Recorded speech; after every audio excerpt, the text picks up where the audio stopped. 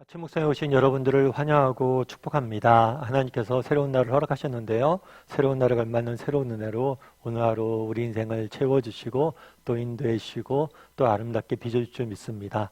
오늘은 풍랑으로 배가 깨어지다 라는 제목을 가지고 사도행전 27장 27절부터 44절까지 말씀을 같이 한번 보도록 하겠습니다.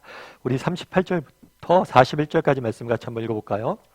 배부르게 먹고 밀을 바다에 버려 배를 가볍게 하였더니 날이 새매 어느 땅인지 알지 못하나 경사진 해안으로 된 항만이 눈에 띄거늘 배를 거기에 들여다 댈 수 있는가 의논한 후 닻을 끊어 바다에 버리는 동시에 키를 풀어 늦추고 돛을 달고 바람에 맞추어 해안을 향하여 들어가다가 두 물이 합하여 흐르는 곳을 만나 배를 걸매 이 물은 부딪혀 움직일 수 없이 붓고 고물은 큰 물결에 깨어져 가니. 예, 오늘 본문에 보면 배불리 먹고 이렇게 되어 있죠. 바울이 로마로 가는 항해를 하게 됩니다. 그런데 풍랑을 만나게 되죠. 이 풍랑 가운데 오랫동안 고생을 하게 됩니다. 정말 이 풍랑에서 헤어나기 위해서 인간적인 노력을 다 했는데 결코 벗어날 수 없었죠. 그래서 죽을 수밖에 없는 그런 상황에 처해서 더 이상 우리가 살 수 없겠구나 이런 소망이 끊긴 상태에서 바울이 이야기하죠. 안심하라고. 하나님께서 우리를 구원하실 것이라고. 그런데 바울이 뭐라 하자고 그러냐면 먹자고 그래요. 함께 음식을 먹고 마셔라. 이제 하나님께 내일 우리를 구원해 줄 것이다. 그래서 사람들이 뭘 했냐 그러면 바울이 어제 우리가 살펴본 것처럼 음식을 가지고 감사기도를 합니다. 참 풍랑 한가운데서 감사기도하는 게 쉽지가 않죠. 근데 풍랑 한가운데서 감사기도하고 그 다음에 함께 음식을 먹자고 그러는데 오늘 본문에 뭐라고 돼 있어요? 배불리 먹고 라고 돼 있어요. 그 전까지는 어떻게 했어요? 사람들이 먹을 것을 못 먹었어요. 왜요? 불안과 염려의 두려움에 떨면서 전혀 먹지 못했습니다. 그런데 오늘은 뭐라고 이야기해요? 배불리 먹었다라고 표현을 해요. 참 이 표현이 마음에 와닿더라고요. 우리도 참 이럴 수 있는 사람이 되면 좋겠다. 정말 풍랑과 뭐예요? 인생 가운데서도 고난 가운데서 배불리 먹을 수 있는 사람.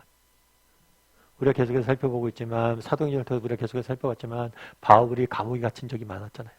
근데 바울은 감옥에 갇혀서 뭘 했어요? 늘 찬송했어요. 여러분 찬송은 언제 하는 거예요? 우리가 기분 좋거나 그럴 때 노래하죠. 근데 감옥에 갇혀서 절망스러운 순간에 있을 때 하나님 살려달라고 기도만 한 게 아니라 찬송을 해요. 놀라운 일이죠. 베드로는 어떻게 했습니까? 감옥에 갇혀서 잠을 잤어요. 내일 어떻게 될지도 모르는데 편안히 잠들어 있었어요. 오늘 보면 뭐라고 이야기해요? 배불리 먹었다라고 얘기해요. 풍랑 한가운데서 배불리 먹었다는 거. 죽음의 위험 앞에서도 참 우리에게도 이런 믿음들이 있었으면 좋겠다라는 생각이 있어요. 그럼 어떻게 하면 이렇게 할 수 있을까요? 어떻게 하면 이렇게 할 수 있어요? 왜 어떻게 배를 안 먹던 사람들이 밥을 못 먹던 사람들이 밥을 먹었어요? 어제 살펴본 것처럼 감사기도 했죠. 우리의 시선을 어디에 맞췄어요? 하나님께 맞춘 거예요. 현실이 아니라 이 모든 것을 인도해 주신 하나님께 맞췄을 때 우리도 이렇게 정말 풍랑 가운데서도 이렇게 배불리 먹을 수 있는 평안을 누릴 수 있는 거예요. 참된 평안은 언제 누릴 수 있느냐? 풍랑이 없다고 누리는 거 아니에요. 풍랑이 없어도 인생에 문제가 없어도 불안과 염려에 떠는 사람들 너무 많아요. 아주 사소한 문제에도 불안과 염려에 쓰러지는 사람들 너무 많아요. 그런데 정말 평안은 풍랑 가운데서 평안을 누리는 사람들이 많아요. 어떻게 누리냐는 거예요. 시선이 뭐예요? 하나님에게 맞춰져 있는 거예요. 그랬을 때 우리도 평안을 누릴 수 있는 거예요. 예전에 책에서 읽은 이야기인데요. 좀 재밌는 이야기예요. 어떤 할아버지가 이렇게 손자랑 같이 이렇게 마트를 갔나 봐요. 근데 아이들 마트에 가면 어떻게 돼요? 어린 손자가 이거 사달라고 저거 사달라고 이야기하잖아요. 그럼 할아버지가 뭐라고 그래? 안 돼, 안 돼, 그래요. 그럼 계속 떼쓰죠. 떼쓰도 안 되면 어떻게 해요? 막 물건 집어 던지고 막 그냥 난리를 치는 경우들이 많죠. 그냥 조용히 그냥 아빠, 할아버지 말 들으면 좋은데 그날 그 손자는 난리 쳤던 것 같아요. 그랬을 때 이 손자가 난리 칠 때마다 이 할아버지가 윌리엄 진정해, 윌리엄 진정해, 윌리엄 진정해 이렇게 이야기하고 평안한 모습으로 있더래요. 그래서 나중에 이제 마트 나올 때 이제 계산대에서 계산하는데 그 모습을 지켜봤던 그 숙녀분이 어떤 분이 이 할아버지에게 이야기했대요. 아니 어떻게 아이가 이렇게 떼쓰는데 그렇게 평안을 유지할 수 있습니까? 우리 윌리엄 이렇게 말썽 피우는데 이렇게 평안을 유지할 수 있습니까? 이렇게 이야기했더니 그 할아버지가 그랬다고 그러대. 아니요, 윌리엄은 제 이름입니다. 윌리엄 진정해라고 이야기한 게 손자한테 진정하라고 한 게 아니라 자기한테 진정해야 돼. 자기. 내면에게, 자신에게. 우리도 마찬가지예요. 환경이나 상황들이 중요한 게 아니에요. 우리 내면이, 정말 우리의 내면의 시선이 하나님께 맞춰지는 게 정말 중요해요. 그랬을 때 우리도 평안을 유지할 수 있는 거예요. 그런데 날이 샜죠. 배불리 먹고 밀까지 다 버렸어요. 이제 식량까지 다 버렸어요. 왜냐하면 이제 육지에 돌아올 것을 확신했기 때문에. 그래서 배를 가볍게 한 다음에 육지로 가고 있었습니다.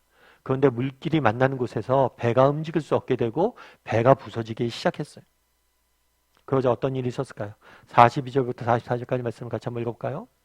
군인들은 죄수가 헤엄쳐서 도망할까 하여 그들을 죽이는 것이 좋다 하였으나 백부장이 바울을 구원하려 하여 그들의 뜻을 막고 헤엄칠 줄 아는 사람들을 명하여 물에 뛰어내려 먼저 육지에 나가게 하고 그 남은 사람들은 널조각 혹은 배 물건에 의지하여 나가게 하니 마침내 사람들이 다 상륙하여 구조되니라. 네. 군인들은 뭐라고 그랬어요? 죄수가 헤엄쳐서 도망갈까 하여 그들을 죽이는 것이 좋다 하였으나 군인들은 그 당시 로마의 군인들의 책임은 뭐예요? 죄수를 이송하는 거예요. 근데 죄수들이 중간에 도망가면 자신의 책임을 다 못한 거죠. 그러면 자신에게 책임을 다 못했기 때문에 큰 치욕이고 때로는 이로 인해서 죽음까지도 당할 수 있는 거예요. 그래서 죄수들이 도망가는 것보다는 죽이는 게 낫겠다라고 생각을 했어요. 그런데 그때 뭘 했어요? 하나님 백부장의 마음을 움직이셨죠. 백부장이 바울을 구원하려 하여 그들의 뜻을 막고 뭘 했어요? 다 풀어지게 한 거예요. 그러자 결국에 어떻게 했다고 그랬어요? 사람들이 다 착륙하여 구조되니라. 하나님께서 약속하셨죠. 바울아, 너 로마까지 갈 거야. 염려하지 마. 그렇게 약속하셨고 네 사람들 살릴 거야. 라고 이야기했고 바울이 또 이야기했어요. 사람들에게 안심하라. 배는 부서져도 우리는 살 것이다. 그 말씀 그대로 오늘 성취되는 모습들을 우리는 보게 됩니다.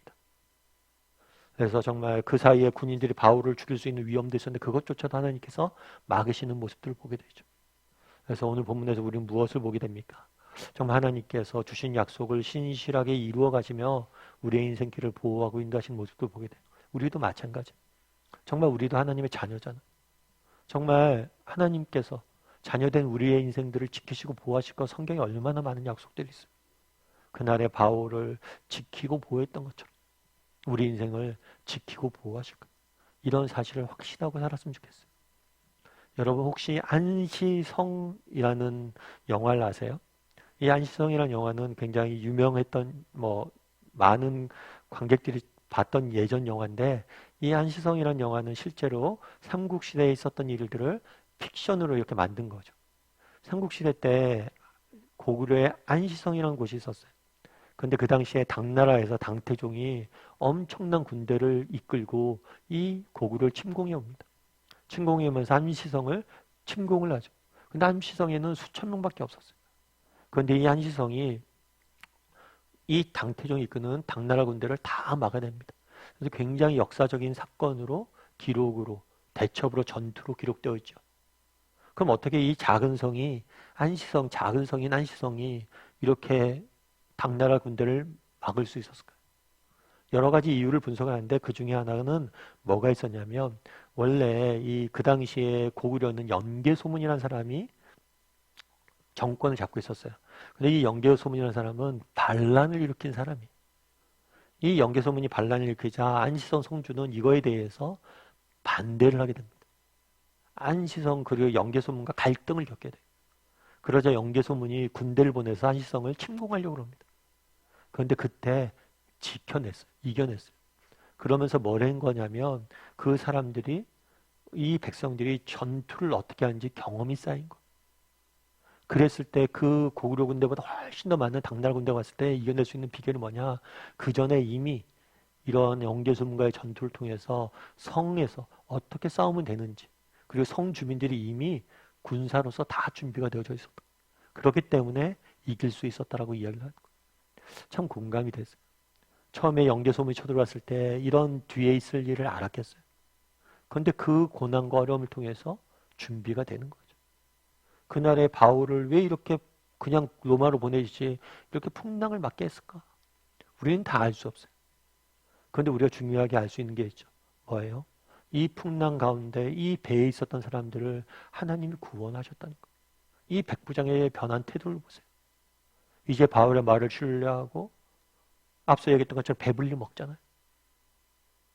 바울의 말을 신뢰하고 믿음을 가진 모습들을 보게 되는 거예요.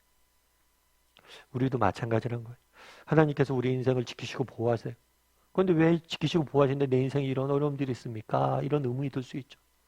하지만 그것들을 통해서 더 놀라운 일들을 이루어가시기 위해서 때로는 이런 어려움들을 허락하시고 그 어려움 가운데서도 우리를 지키실 거예요.